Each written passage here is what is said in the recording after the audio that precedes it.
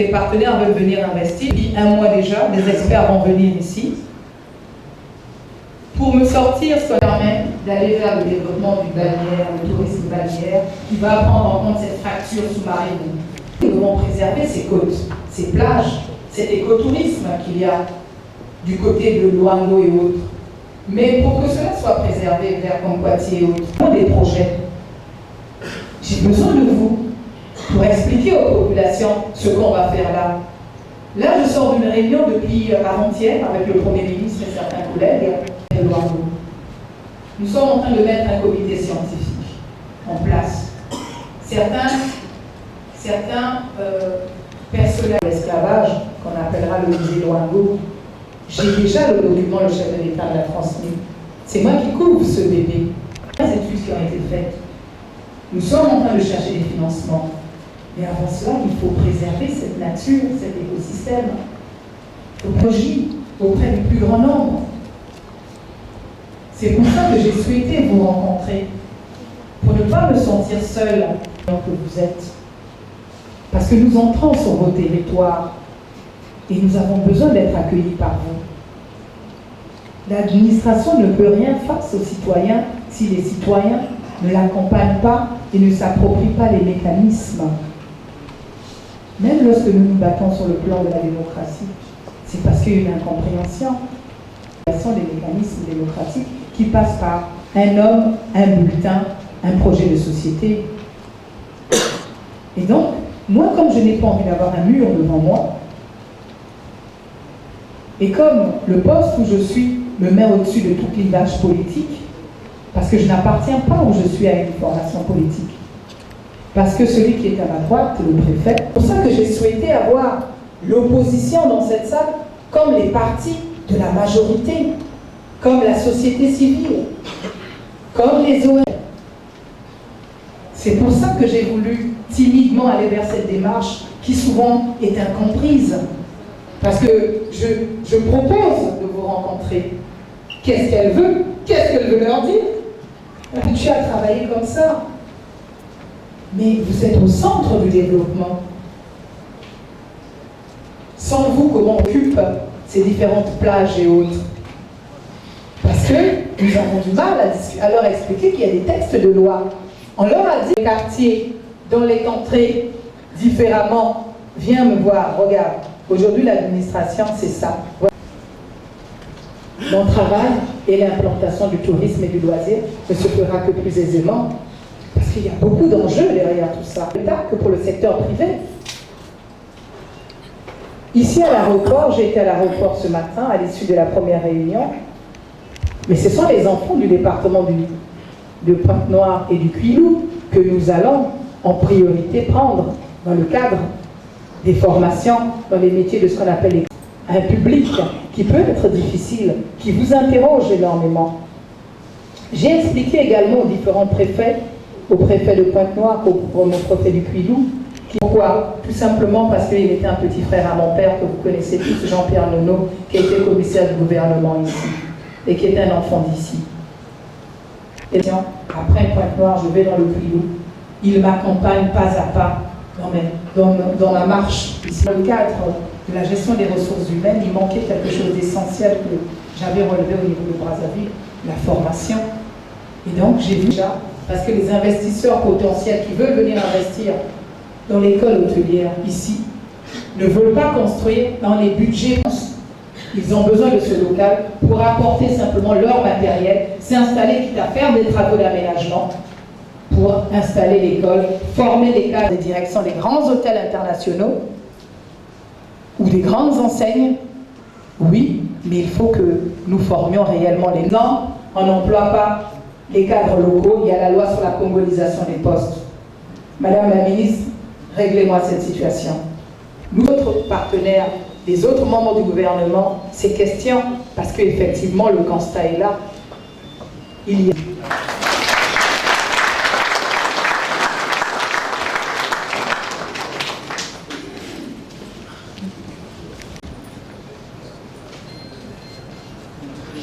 Vous vous présentez, s'il vous plaît, et si vous posez votre question de manière très brève.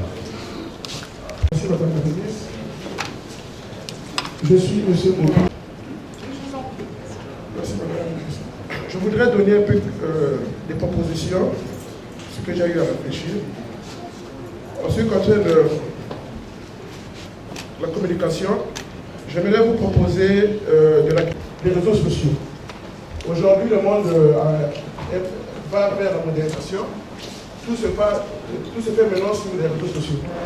Et recenser également tous les sites que nous avons au niveau du pays. De telle sorte que lorsque nous communiquons sur ça, nous mettons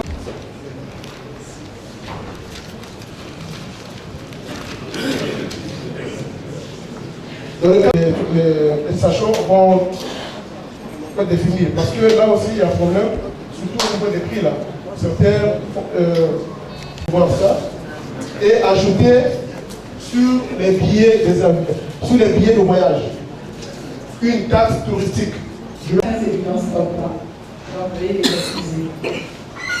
Donc, il y a donc 2 sites internet, parce que le site, nous avons contourné la difficulté qui consiste à avoir dans tous les départements un site internet. Nous avons donc tous les départements alignés depuis un moment, qu'on met en ligne, dans les contrées, dans les villages et autres, et nous sommes donc, au travers de nos différents départements, départementaux. Il n'y a pas de sang? Il faut relancer alors. Il faut relancer là. Et le relance, bien sûr. Le relance.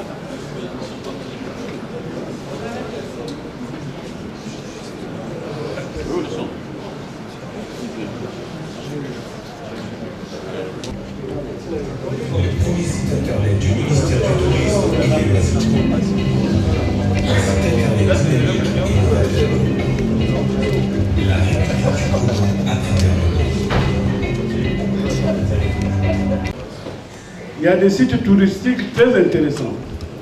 Malheureusement, il se pose un problème d'accessibilité. Je sollicite donc un plaidoyer de la part je sollicite de Madame la ministre un plaidoyer. Si on peut mettre un pont sur la rivière Numbi, tout simplement. C'est un plaidoyer que je sollicite de Madame la ministre. Donc je vous remercie et je vais écouter cette préoccupation que j'avais donc au niveau du ministère. Et nous sommes très gênés pour le parler ainsi. Nous pensons qu'avec votre ministère, je pense que la direction départementale du tourisme peut être un point focal qui permettrait à chacun de nous, aux uns aux autres, d'aller.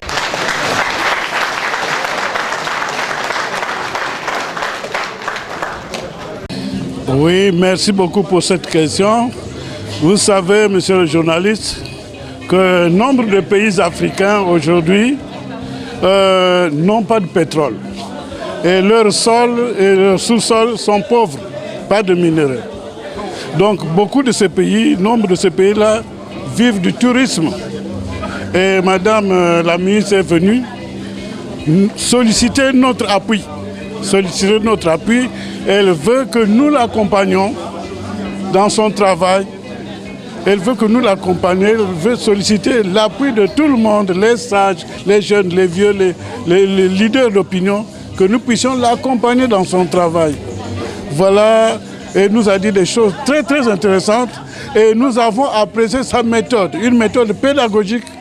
On n'a jamais vu ça, aucun ministre ne s'est comporté comme elle l'a fait. Vraiment, elle nous a montré. Aujourd'hui, nous nous demandons toujours comment travaillent les ministres.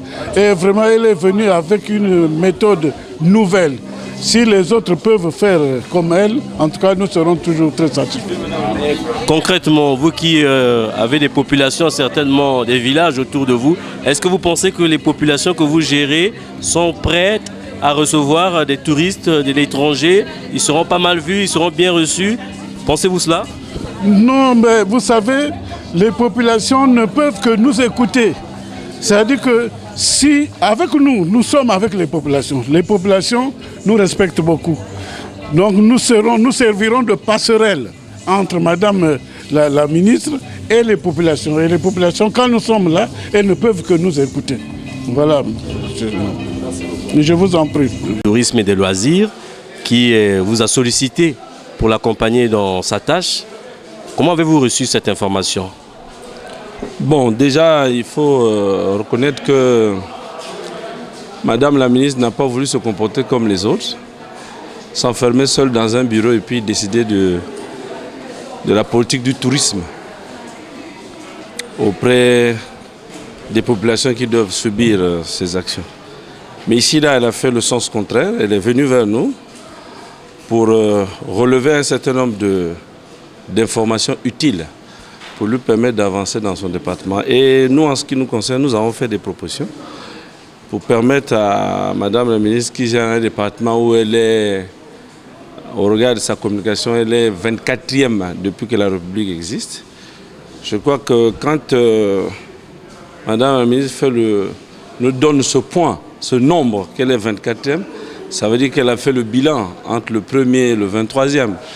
Donc à partir du 24e, elle a pensé faire la rupture. Et pour elle, la rupture, c'est venir auprès de nous, demander des informations utiles pour lui permettre d'avancer dans son département. Et nous avons fait des propositions dans ça.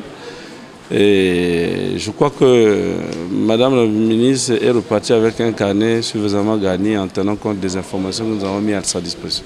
Justement, quelles sont ces propositions concrètement pour le développement du secteur touristique dans le Kwilu de la Pointe-Noire? Un exemple. Vous savez que la ville de Pointe-Noire, ici au niveau de Pointe-Noire, nous avions des parcs zoologiques. Nous avions une plage mondaine qui permettait à tout le monde de se laver. Or aujourd'hui, ces deux éléments-là déjà, qui sont des éléments attractifs pour un bon tourisme au niveau de la ville de Pointe-Noire, n'existent plus.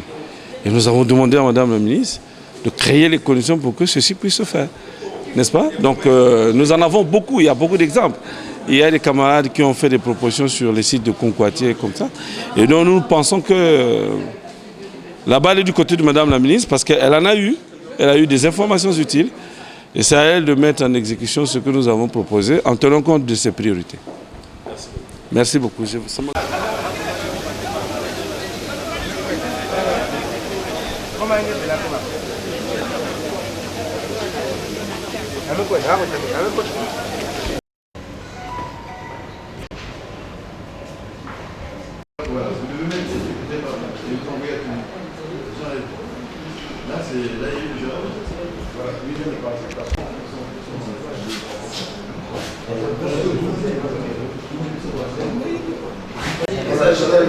S'il est beau aujourd'hui, le son du tapis.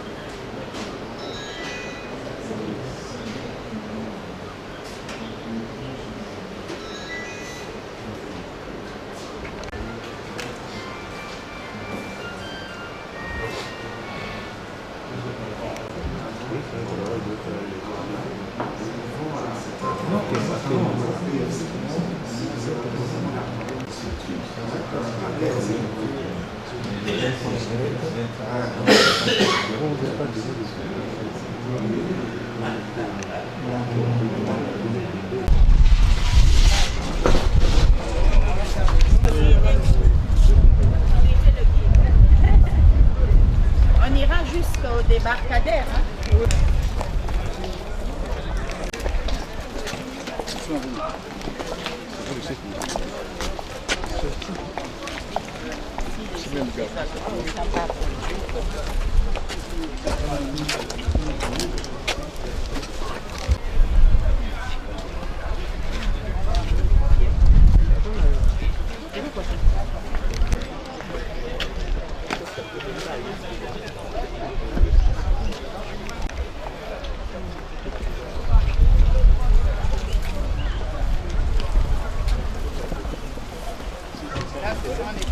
Ce sont les toilettes.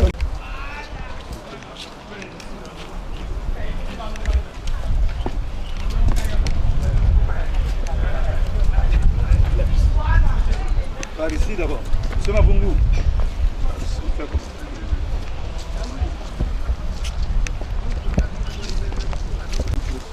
Suppresseur, la bâche. Encore le suppresseur. Il est plus là.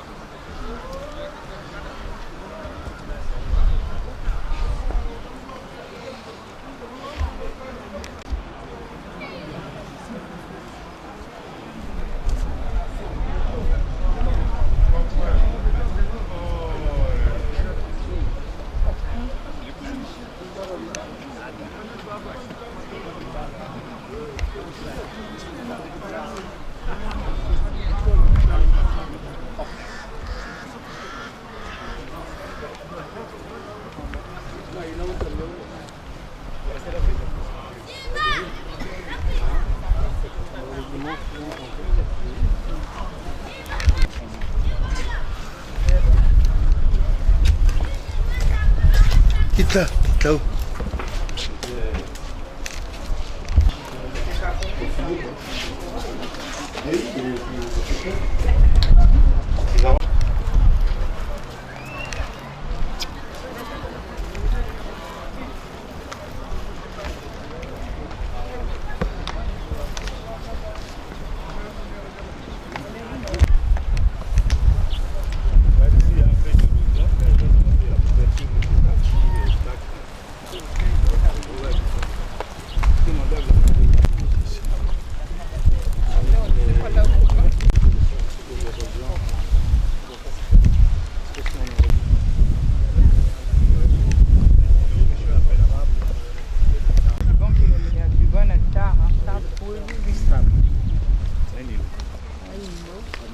Mais toute l'autre verdure, c'est là où il y a on peut aller même jusqu'au lac Caillou. C'est deux lacs jumeaux. Ils se communiquent. C'est juste l'herbe qui empêche, mais on peut aller jusqu'au lac Caillou, vers le cabinet. Gens ici pour vous. Le canton ici. Qu'est-ce qui attire Bon, souvent ce sont les Européens qui veulent vraiment vivre de la nature pure, vraiment marre avec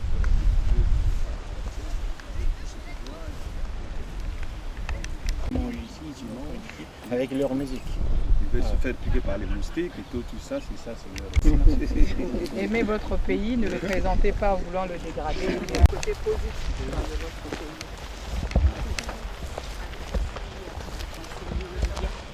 Chrétien, effectivement, qui a une ferme,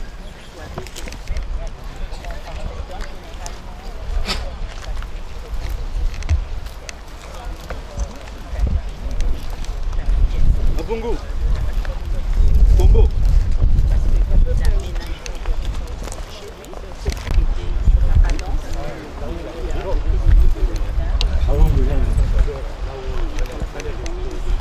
Les pêcheurs. ici, le débarcadère central. L'embarcadère central.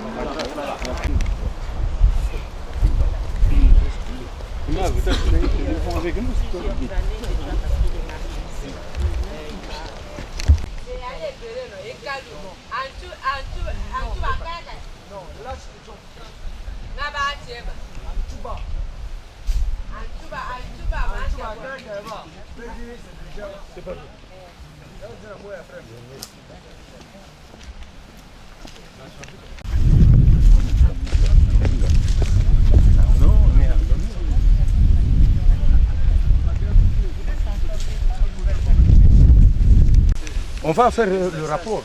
Ça, on en parlera. On m'a dit de faire ici. Ça, c'est l'embarcadère central, là où tous les ministres, ça peut venir ici.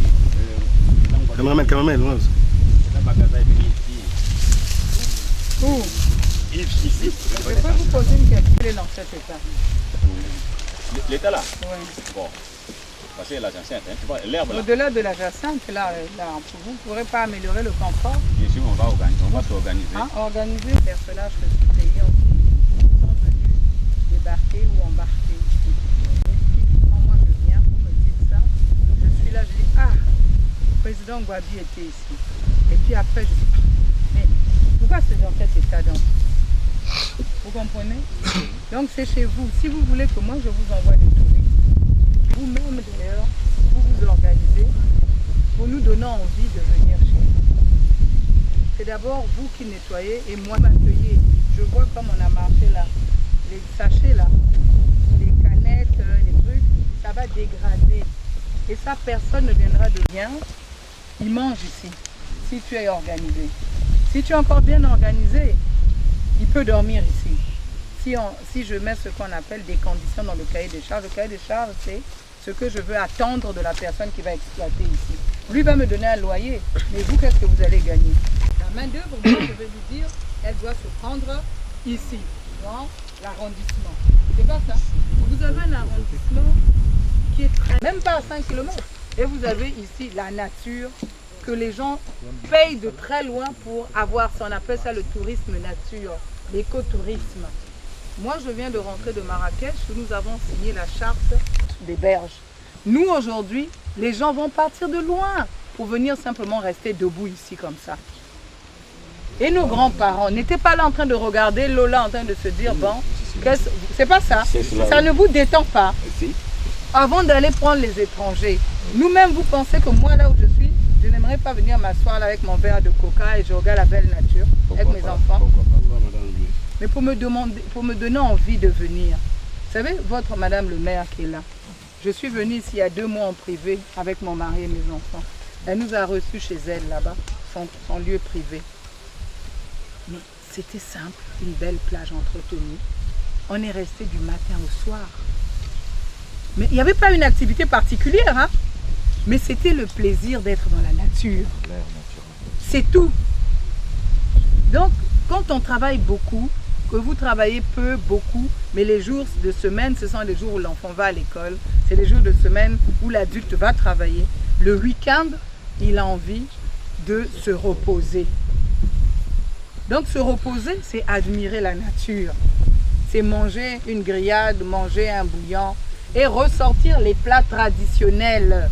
Quand les gens viendront ici, ne leur servez pas seulement les plats que nous voyons sur la carte des Européens. Ramenez la gastronomie d'ici. Si vous mettez sur la table en disant c'est le poisson là que vous mangez, il vient de cette eau là, vous allez me croire, les touristes vont se bousculer ici. Je ne sais pas ce qu'il y a dans l'eau là ici, mais si vous dites à un touriste sur la carte, poisson pêché ce matin, en Europe là-bas, les gens se battent pour manger les produits pêchés le matin. Ils n'aiment pas les congeler. Pourquoi? Ça donne le cancer. Voilà, des os, tout ça. Vous comprenez? Donc les gens se battent pour la nature, pour respirer cet oxygène-là. Beaucoup viennent en Afrique et se mettent seulement là à respirer parce que ça dégage les poumons. Je ne sais pas si vous vous rendez compte que vous avez l'argent au bout des doigts ici. Donc, hein, les papas, les frères, les mamans, essayons, quand je vais revenir ici, dans 2 mois faire quelques contrôles, j'aimerais quand même que vous dégagiez, sans dégrader, l'environnement. vous-même, vous avez l'œil pour nettoyer sans dégrader l'environnement. Et vous parlez, comme on s'est dit au groupe, vous prenez le chef de village, chef de quartier, vous le mettez, il parle avec son adjoint qui est là et on explique, bon, à partir d'aujourd'hui, on ne jette plus les plastiques là, on ne jette plus ceci parce que ça dégrade l'environnement. Quand les visiteurs viennent, ils jettent, vous venez, vous dites, papa, la poubelle là, elle est là-bas. Si tu jettes comme ça, après tu ne peux plus revenir dans ce lieu, respirer. Vous dites ça gentiment.